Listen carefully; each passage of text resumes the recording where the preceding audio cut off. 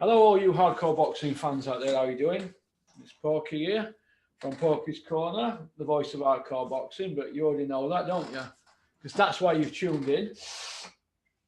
Today, I'm joined by Kent, who normally his material that he does with me goes on the members area. So we're going to give you a little treat today. This is going to go out on YouTube, so you get to see what Kent's all about. He's a serious boxing hardcore fan. How you doing, Kent? How you doing, Porky? All right, mate? I'm all right, mate. How are you? Yeah, okay. Just coming through the lockdown. Hopefully things start to ease up and we can get back to normal again. Yeah. Yeah. What did you think to boxing at weekend? So they're molding the brand that they want to be that pay-per-view star, and how they're doing it is working, because the reaction on social media from the casuals was, I thought the internet was going to break. You know, these are people that wouldn't know the difference between Mike Tyson and Drederick Tatum from The Simpsons. Yeah.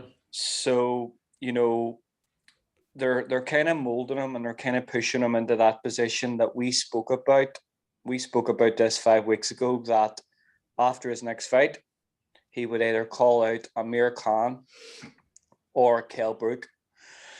You know, so that's they're trying to get him into that pay-per-view slot as quick as possible. Was it a good win? Well, you know, knocking someone out in the first round is a good win, but he beat a guy who had won 2 of his last 6 and was really a journeyman. You know, if he would have knocked out David Avanesian in 1 round, I would be impressed. But really, you know, anybody that really knew anything about boxing knew that Vargas was brought over there. They could smash to pieces and for them to scream the house down, which they did after. So the Shannon Courtney, Emily Bridges fight was an exciting fight. You know, it was an exciting fight, but I thought Shannon Courtney should have.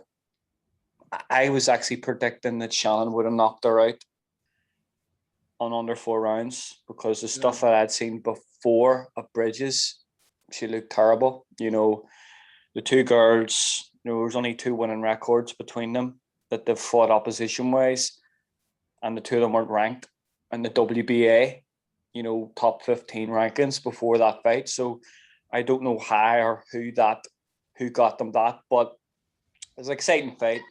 I thought that Courtney won by 2 rounds. I think it was the last 2 rounds, but she was caught an awful lot in that fight, an awful lot.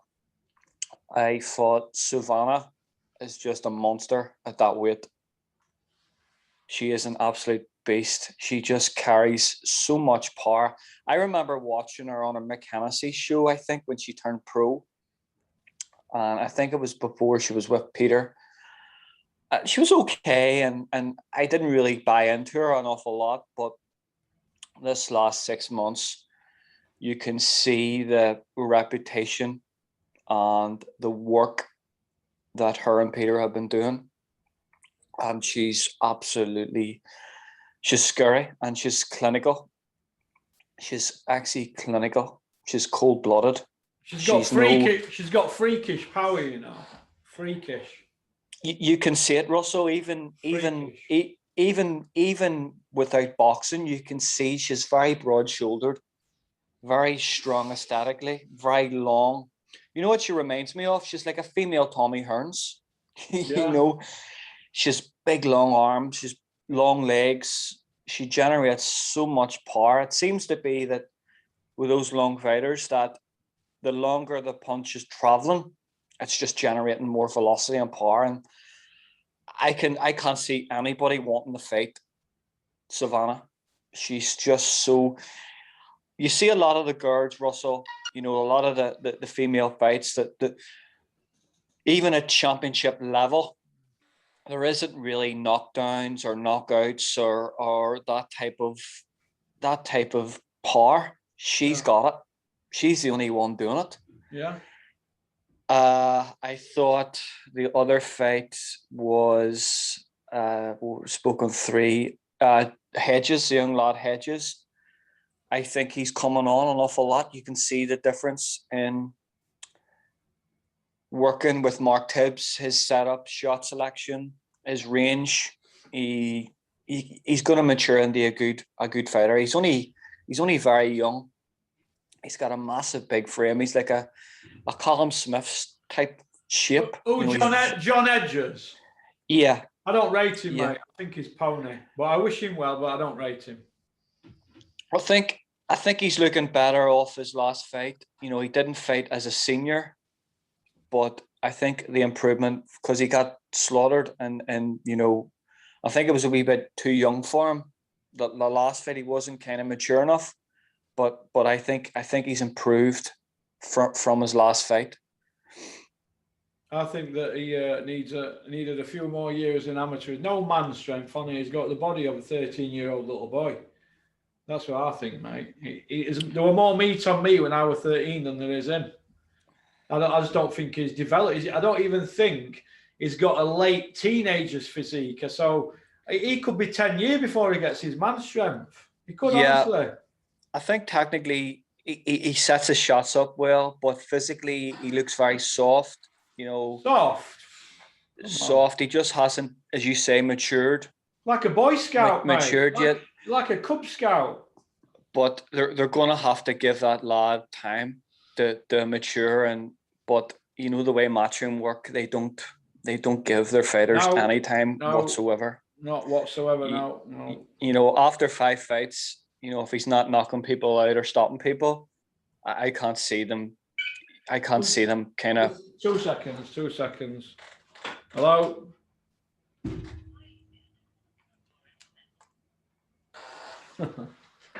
I always get a Monday late morning one, don't I?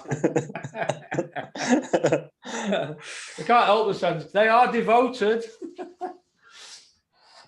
Yeah, go on. You were saying about John Edges having the body of a 13-year-old. I just think, you know, I think he needs a couple more years to mature into the weight, you know, mature in his boxing. But hopefully Matchroom give him the time, because they don't seem to give any fighters time anymore. You know, it's all straight up, straight in. If it doesn't work, you know, unless you have good commercial value for them, you'll get a chance to come back. But if you don't, it's game over. You put Savannah Marshall in with John Edges today, she'd punch him upside down and flog him. He'd be crying for his mother. I think if you put Savannah in with most fighters, you know, guys, that she would they even want to spar with her? You know, she's that good. She's powerful. I've seen her spar Peter McDonough. I'm not going to say what happened, because sparring stories should stay in the gym, but I saw her spar Peter McDonough, so I think she's really good. But then again, she's sparred somebody from Michael Jennings' gym, and obviously he ups his game. He broke her ribs. She were out of action a month. She was really upset. But look, it's the sport that's unforgiving. Boxing, it's not there to. It's not a nice sport once you scratch the surface. It might be nice going and sitting ringside and going to after parties and having your arsehole tickled. That might be nice, but as regards behind the scenes, it's not. It's unforgiving, and you know yourself. You've been around it years. You don't play at boxing. Do you know what I mean? You don't play at boxing, so. I think the fantasy that everybody thinks, Russell, that all these guys have got big cars, big houses, they train full time. They don't. You know, a lot of these lads, you said on a video the other day, a lot of these lads have maybe 2 or 3 jobs, part-time jobs. They have to sell tickets. Oh, for every Carl Froch, Clinton Woods, you've got a Jamie McDonnell or a Robin Reed. World champions, Robin Reed, Olympic medalists, but they've still got to go out and work for a living. Jamie McDonald last week were working on a building site, plastering in Leeds. There you go. And Jamie McDonald had probably the best run out of anybody from this country in the last 10 years consistently. Probably had a better run than Joshua, Tyson Fury, all of them. And we fought away from home as well. And look what's happened to him. What happened to Eddie Earns, my friend? What happened to that? And this is my new best friend, Jamie McDonald. What happened to that? What happened to that? Unforgiven sport. It just goes to show you, you know, at that time, you know, Eddie was just signed that Sky deal, and they were trying. You know, he got a world title. He was a British, Commonwealth, European champion. Yeah. Really, Russell, now that's a rarity in boxing. He had a couple of defenses. He done well. Dave Caldwell was calling him he was the next, you know, big thing. Then they threw him in Asia and threw him under the bus when he should never. You know, if you were managing a fighter or you were promoting a young fighter that you wanted, you know, them lads paid their dues. British, Commonwealth, European, world title fight. The first thing you say is, right, you know what? We're going to get a couple of defenses. We're going to make you money. So you're set for life. You don't need to work anymore. Then we'll put you in with someone like that. So they put him in with Anune, and he got absolutely iced. He should never have been in the same ring as that guy. And I heard a load of stuff as well. You know, he was doing all these videos and doing these S&C sessions and pod sessions with Caldwell, and they had this new dietitian, and he was sitting in an airport in a different time zone for X amount of times. Oh what? That's what? Jimmy McDonald. Juggies McDonald, what he? You know, so it's very unforgiving. It's terrible sport, and you know, has he even been on Sky from that fight? You know, what seemed to happen there? He was featured on all the, you know, the Sky channels. They featured him on the YouTube channels, pages. Let me just say this because you've got more rabbit than a rabbit. Let me just say this, Ken, right? Jamie McDonald, British, Commonwealth, European, world champion all them years. He won a couple of belts in here at world title. He has never ever done a night's work on Sky, has he? Have you seen him be a pundit? CV like that. They're not even getting him work on Sky. Why is that? Why is that? Clinton Woods at same, over 3-year reigning world champion. Jamie's were even longer, wasn't it? Clinton Woods, you don't see him on Sky. You don't see Jamie McDonald on Sky, do you? Proper careers, hard careers, fought the best. They don't get a look in, do they? But you got your Dave Caldwell's, area belt, Macklin, Euro level. These people hanging out the back of them. Robin Reed, Olympic medalist, WBC world champion, IBO world champion, fought the best. They don't get a look in, do they? Because they're going to tell the truth, aren't they? Scott Quigg, he don't get a look in. He was a world champion. He won British titles. Nobody gets a look in. You've got to be part of the Bean Masons. I don't even call him Bean anyway now. I call him Scary Bean. Honestly, it's wrong, mate. It's wrong what's going on. They're narrating crap. Utter crap what they're narrating. Sorry about that. I lose my call every now and then. I just think it's embarrassing how all these pundits are behaving on TV. You know, they have got a script. They've got a narrative. They've been actually given kind of things to say. They've got their own buzzwords. They've got their own lines. Yeah. It's absolute nonsense. It is terrible. It is. It's like a manufactured X Factor program. That's what it's like. It's that bad. You know, there's nothing objective about any of it. And I think it's so commercial now. It's not, you know, you look at the product they have in the football, where you've got Graham Souness, Roy Keane, Jamie Redknapp, the Nevilles, Carragher. They're all saying what they feel. But when you take that over and you've got that nonsense that they're putting on, it's terrible. And I think a lot to blame with it is Sky, but also Matchroom as well, because you can't be, it looks now that you can't make anything out negative about Matchroom. Like you can't, they don't want to make the Matchroom brand look weak at any way, shape or form with anything that they say, because they're what they're saying on television, they're portraying that they have the best stable, the best fighters, the best cards. And really, if the commenting on the production team were to actually say what was actually happening, you know, people wouldn't be tuning in. Now they're pushing their own narrative. They've got all these YouTubers who don't ask the proper questions.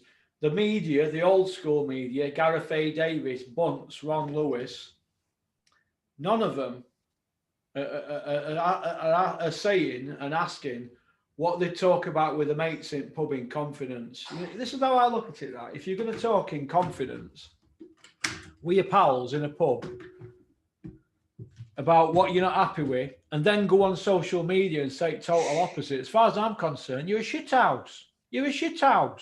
You should come out and say, do you know what? I've got feelings, you know, and this ain't right. What's going on? It's not right. And everybody knows it's going on, but they don't say a word. For example, if the whole stack of cards comes tumbling down on MTK, and it might not though, but it might. What happens then? Have we got 350 boxers all parked up? Because you've got some power with all them boxers, haven't you? You could shut the industry down. You could shut it down. You could. What's going to happen then?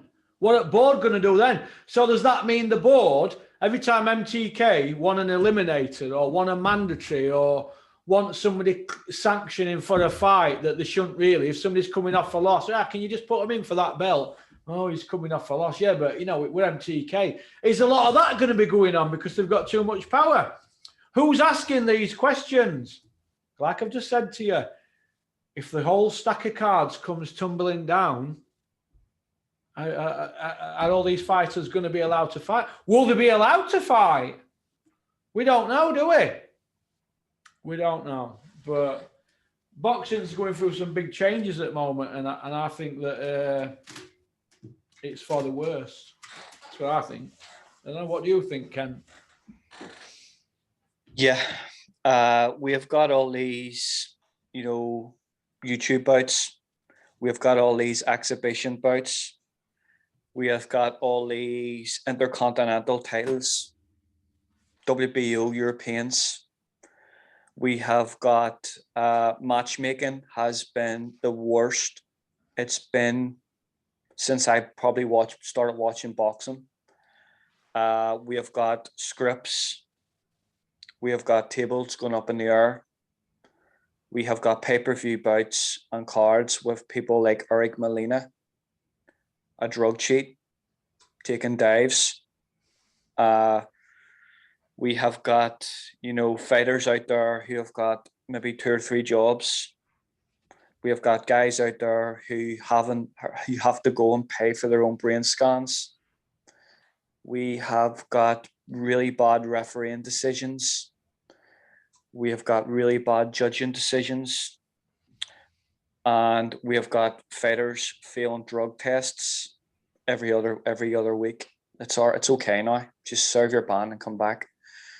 We have got people like Gareth A. Davis, who I don't like. Gareth Anal Davis, we call him. You know, the first thing that came out of his mouth the other day was Emily Bridges and Chantel Cameron.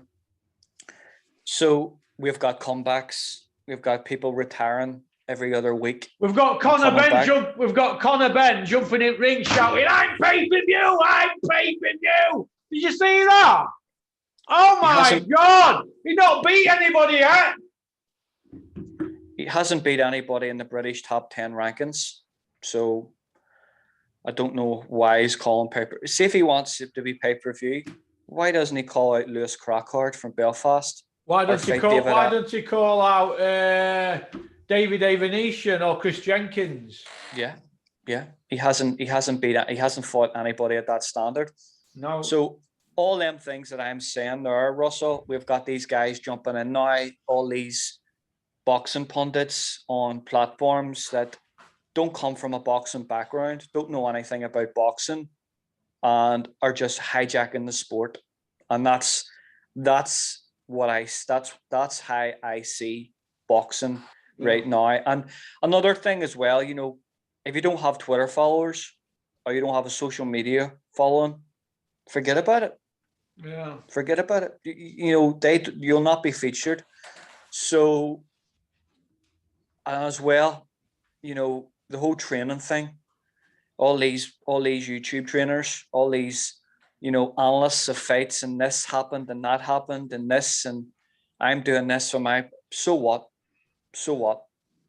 That's where the sport's at.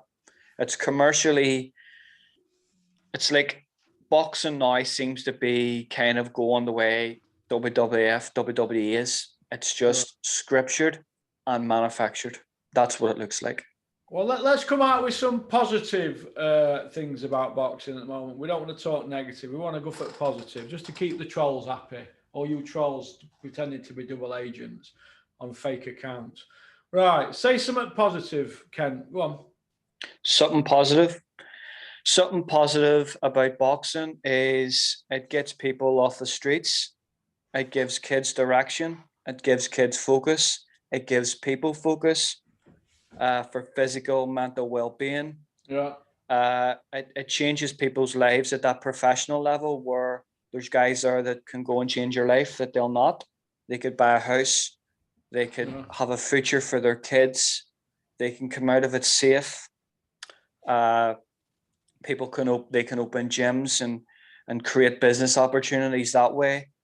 There's good fighters in boxing. There's good people in boxing. There is a lot of positives about the sport, but at the minute, it's just the sport's been kind of dragged through the gutter a wee bit, and we're not hearing about these stories, and we're not hearing the good narratives, just because there's so much kind of negative things happening in boxing. You know, we're not negative about boxing. We're just calling it how we see the sport, because other platforms and other TV channels aren't doing it.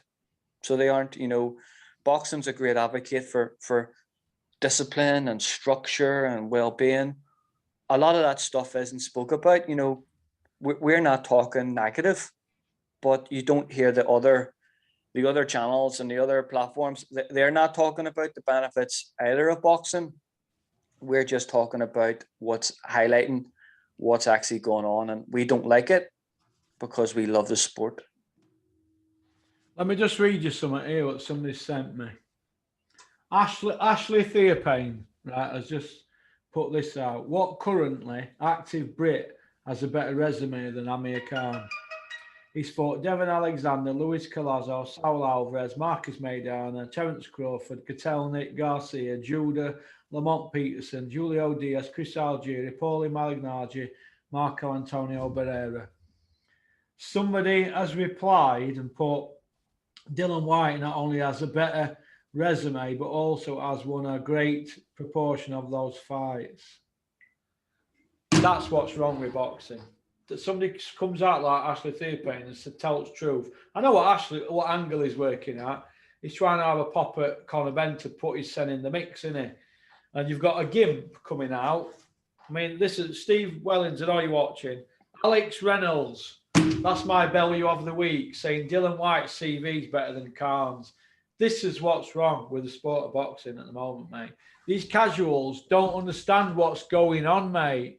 There's 200,000 of them that buy these pay-per-views. They're putting 4 million in pot for Eddie. So he's got his 4 million in pot, plus 150 from Sky, plus all sponsorship and bits and bobs. And they're getting a little bit of crowd. So they're creeping back to having a bit of money in pot, aren't they? But that's what's wrong with the sport of boxing. Gimps like that, putting stuff out like that, it gives me an ulcer. I can't have an ulcer, it gives me the ump. I can't have the ump. That's, you know, people can say what they want about Amir Khan fighting and getting knocked out and this and that. we tell you, Amir Khan has ducked no one in his career. He's went up and down weights. You know, the fight against Lamont Peterson, he went into Peterson's backyard. I thought he won him. that. I thought he won that too. You know, he jumped up and fought Colano. You know, he didn't need to really do that. He could have had an easier night there.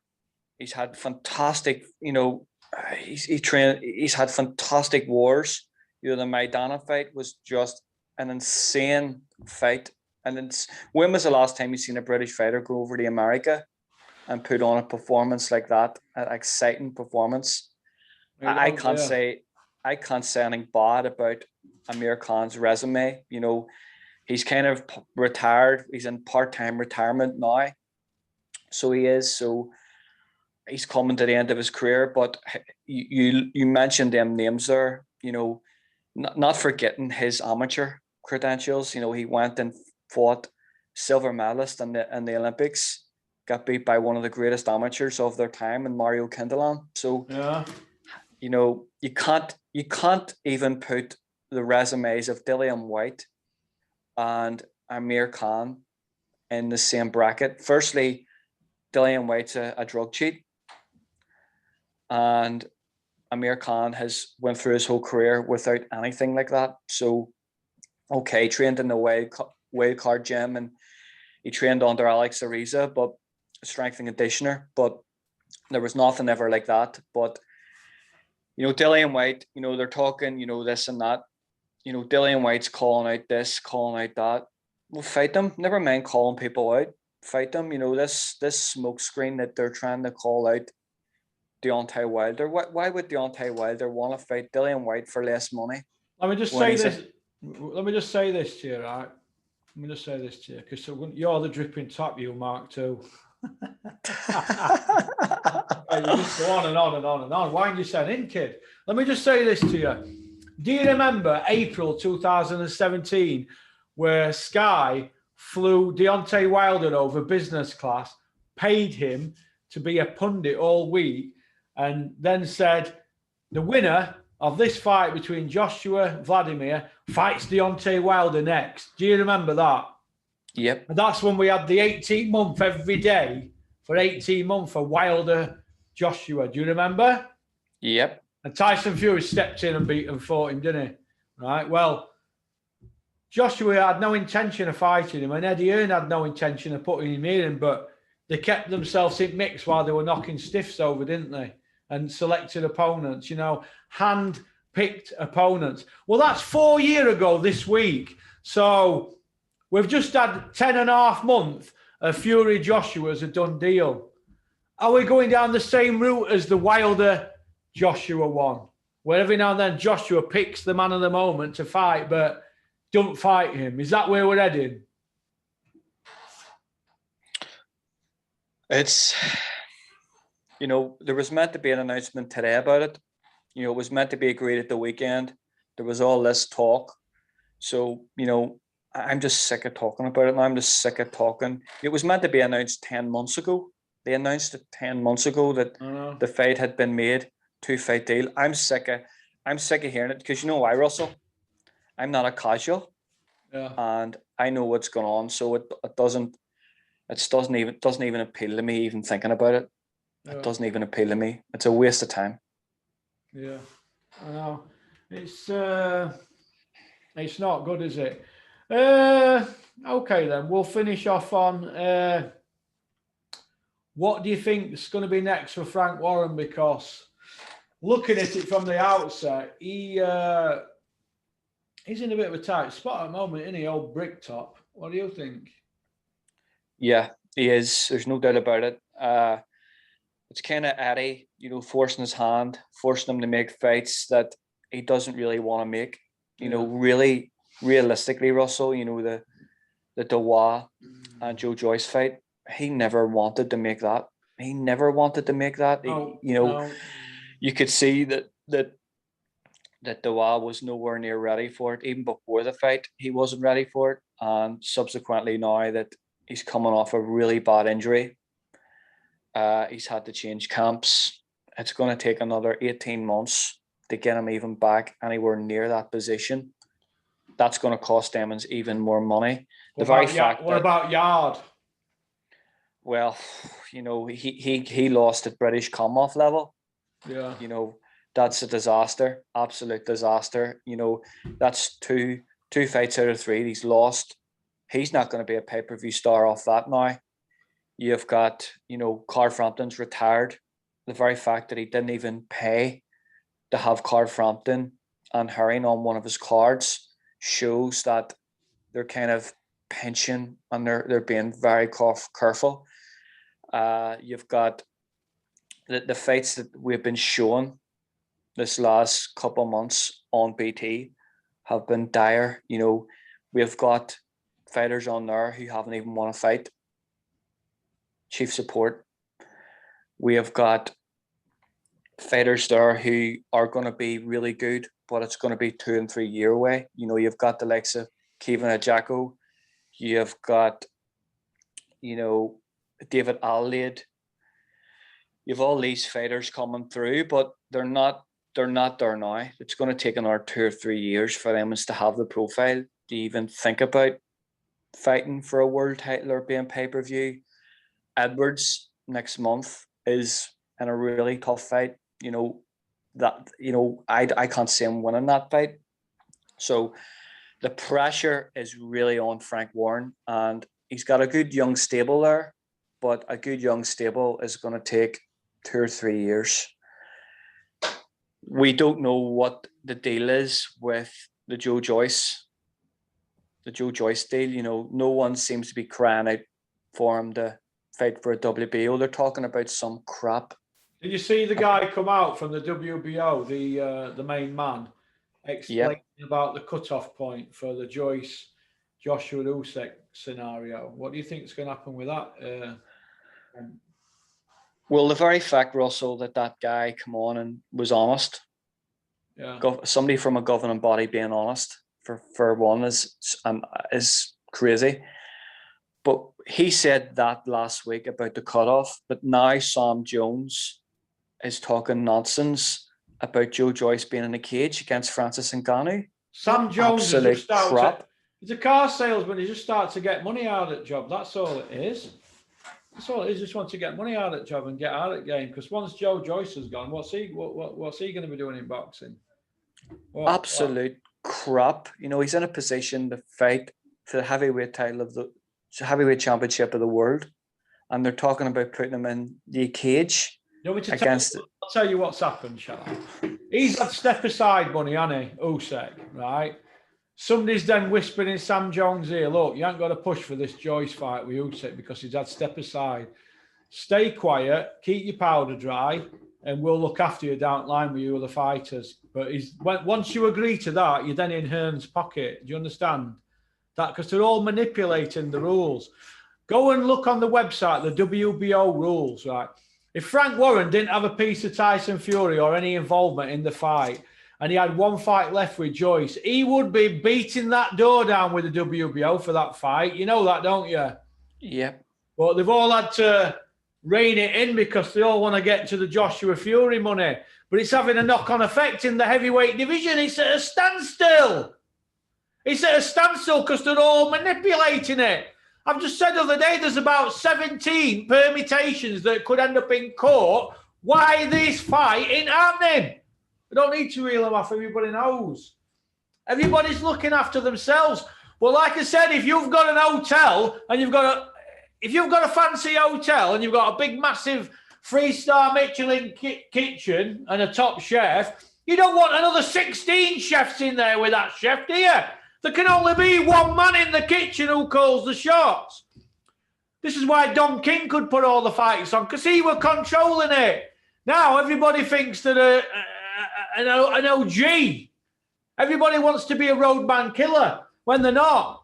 They're just pretending. Half of them are pretending. They all think they've got a sense of entitlement, and they have not. It has to be earned. That's my opinion anyway. The very fact that he's even talking about bringing Joe Joyce, who's got himself in the position to be number one. I actually think Joe Joyce beats Joshua. I think do. he would beat I do. Joshua. I think he wears him out. I think he would. I think Tyson and Joyce would be a harder fight for both of them because of styles. So why on earth would, firstly, Francis Ngannou is a contracted UFC fighter. There's no UFC don't do crossover fights. They don't. When McGregor had that nonsense, whatever it was with Mayweather, he wasn't in contract with UFC.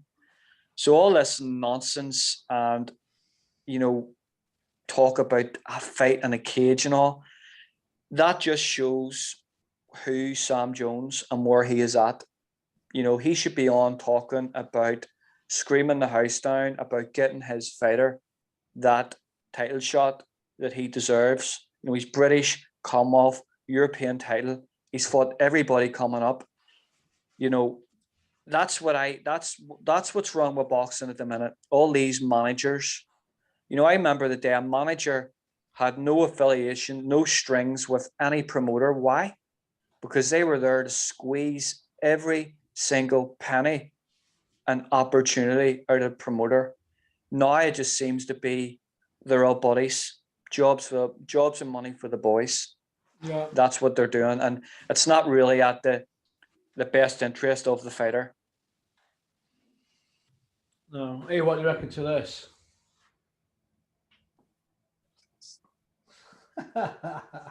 Oh, flip cracker. Here, where's your Mickey Theo DNA t-shirt?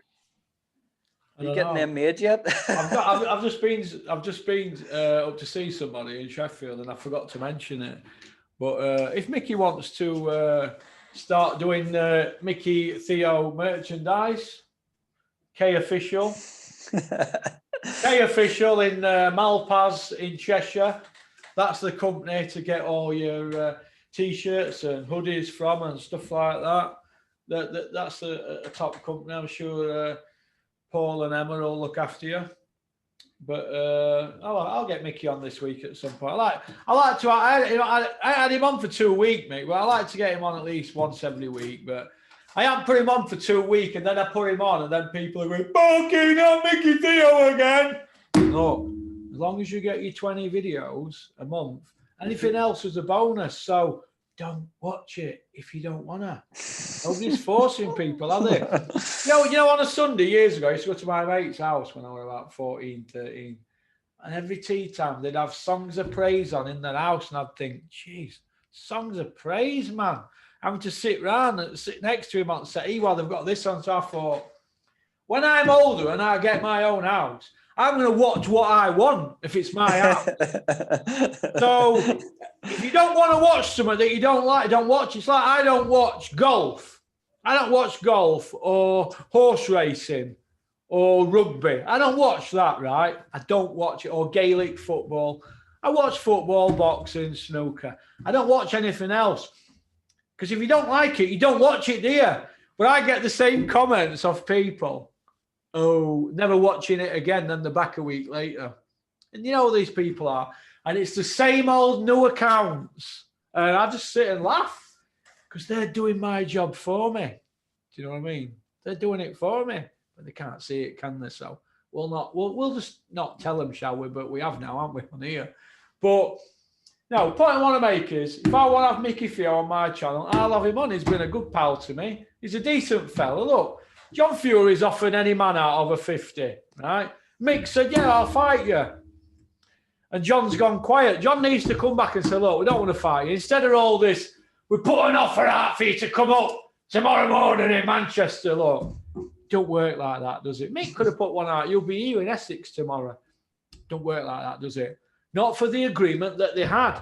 Now, the Fury diehards can keep commenting every single day or every Mickey Theo comment, but it shows you that they want the fight, doesn't it? John probably wants to fight, but he's been told to put a sock in it, probably. Every now and then he does an outburst, doesn't he? I think it's born out of frustration, probably because he wants to get his slice of the cake. You know what I mean? And you can't fault him for that. But he probably thinks he's got a sense of entitlement because he's the dad. But the point I want to make is he's shot his mouth off about fighting anybody over 50. So what's the problem? What's the problem? I think your words up. I think it's just one of them things. He said it, and he probably hasn't thought that anyone was going to take him up on it. And Mickey took him up on it, and I know there was the videos back and forward, and bluffers, you know what, mate, the bluffer.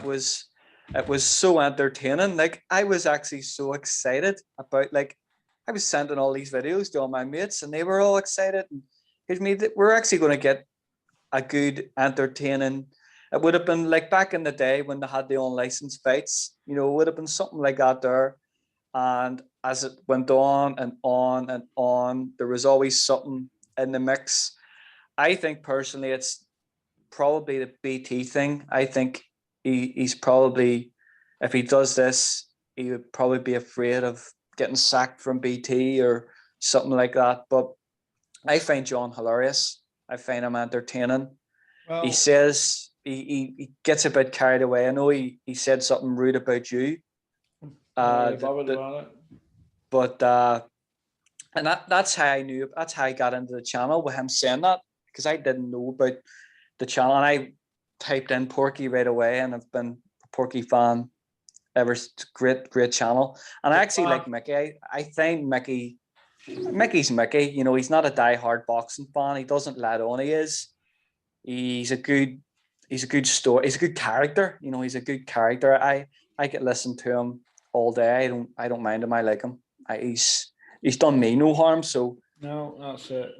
He's done you no harm. So no wrong. He's been a gentleman with me, and all it is he wants John to come out and say, "I don't want to fight you, mate," or he wants to say, "Yeah, we'll fight once we get Tyson and Joshua and all this kind of thing out of the way," and blah blah blah. He needs to come out and say something. But these YouTubers that interview John, they daren't ask him about this. Frightened to death to ask. Why not? People in the street are asking him, because I've heard back. And he's like, "Oh, he didn't want to fight me." Well, why don't these YouTubers ask him? Because they're frightened they're losing access. That's what this is, Edward. But, you know, let's move on then from the adventures of Tintin. Who is, at this moment in time, the best heavyweight in world boxing? Joe Joyce. Joe Joyce. Well, I'm going to say Tyson Fury. Then I'm going to say Joshua or Usyk. That's what I'm going to say. But there's arguments can be made for any of them, isn't there? The reason I say that is because I'm going on activity. I'm going who's been active. You know, if Tyson Fury would have had that fight in December against Ppv and won convincingly like he would have, I would have said Tyson Fury. I'm just going on who's been more active. I'm going to go Joe Joyce, Tyson Fury. I'm going to go Joshua, just because he's in that position, and Alexander Usyk. Yeah. But it's easy saying that. It's easy just to pick that four out. I think if Andy Ruiz comes back and shows what he can do, I think, you know, Andy Ruiz was 21 stone. And that's a big Michelin man. Joshua run away from him for 12 rounds. So if he can get back and build some form and some momentum, I would like to see him in that mix with any of them. And, you know, he's a PDC man. I would love to see Wilder and Andy Ruiz, but I can't see that fight happening. Yeah. Okie dokie then. All right. Well, thank you for coming on, Ken. This is going out today, 12:30. So we'll get one on board, eh? So, all right. Well, listen, you look after yourself. Have a good week. Thank you for coming on. We'll speak again next week. Appreciate it, Russell. And I'm going to have a chat with Rico and Terry and a few of us, Simon, see if we're going to do a couple of Zooms, you know, with the group Zooms. Yeah, be good. See about doing that, and we'll pick six. We'll pick 6 people. I don't want it to be, "Oh, Porky's picking his favourites." Ain't going to be like that. Everybody's going to get a chance to do it. and we'll share it out. But like I said, I've had that many people on. Sometimes it's hard to keep everybody happy, but you'll all get your chance of a shot at the title. Pay-per-view. Yeah, $5.99. So we'll put the group ones on. We'll put them on YouTube bit. So all right then, Ken. Listen, you take care. Have a great week. Peace. Take care, out. Russell, mate. Cheers, mate.